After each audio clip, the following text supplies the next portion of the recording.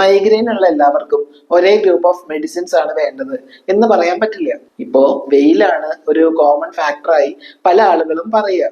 പക്ഷെ തണുത്ത ക്ലൈമറ്റിലും മൈഗ്രെയിൻ വരുന്നവരുണ്ട്. ചിലർക്ക് ലെഫ്റ്റ് സൈഡിലാവും, കുറച്ചു പേർക്ക് റൈറ്റ് സൈഡിലാവും പെയിൻ ഉണ്ടാവുക. രണ്ട് ഭാഗത്തും മാറി വരുന്ന രീതിയിലോ തല മുഴുവനായോ വേദന വരുന്നവരുണ്ട്. ഫുഡ് സ്കിപ്പ് ചെയ്യുമ്പോൾ മാത്രമല്ല, ഓവറായി ഭക്ഷണം കഴിച്ചാലും മൈഗ്രെയിൻ അറ്റാക്ക് വരുന്നവരുണ്ട്. മാത്രമല്ല, മൈഗ്രെയിനിന്റെ ക്യാരക്ടർ, ലക്ഷണങ്ങൾ, മറ്റ് ബുദ്ധിമുട്ടുകൾ, അസുഖങ്ങൾ, ട്രിഗേഴ്സ്, സൈക്കോളജിക്കൽ ഫാക്ടേഴ്സ് ഇതൊക്കെ എല്ലാവരിലും ഒരുപോലെ ആവില്ല. സോ കോമൺ ആയ കുറച്ച് മെഡിസിൻസ് അല്ല, ഓരോ ആളുകളുടെയും ബുദ്ധിമുട്ടുകൾക്ക് അനുസരിച്ചുള്ള പേഴ്സണലൈസ്ഡ് ആയ ട്രീറ്റ്മെന്റ് ആണ് മൈഗ്രെയിനിൽ വേണ്ടത് എന്ന് ഈ അടുത്ത് നടത്തിയ പല സ്റ്റഡീസിലും പറയുന്നുണ്ട്. ഓരോ പേഷ്യന്റിലും വിശദമായ കേസ് ടേക്കിംഗ് ചെയ്ത് അവരുടെ ശാരീരിക, മാനസിക, വൈകാരികമായ ബുദ്ധിമുട്ടുകൾ മനസ്സിലാക്കി അത് മൈഗ്രെയിനുമായി എങ്ങനെ റിലേറ്റ് ചെയ്യുന്നു എന്ന് അനലൈസ് ചെയ്താണ് ഓരോ മരുന്നുകളും, exercise, life style changes, dietary correction ഇങ്ങനെ അതിനോടൊപ്പം ഫോളോ ചെയ്യേണ്ട കാര്യങ്ങളും പേഷ്യൻസിനോട് അഡ്വൈസ് ചെയ്യാം. ഇത് റെഗുലറായി നോക്കുമ്പോൾ മൈഗ്രെയിനും മറ്റു ബുദ്ധിമുട്ടുകളും കുറയുന്നതും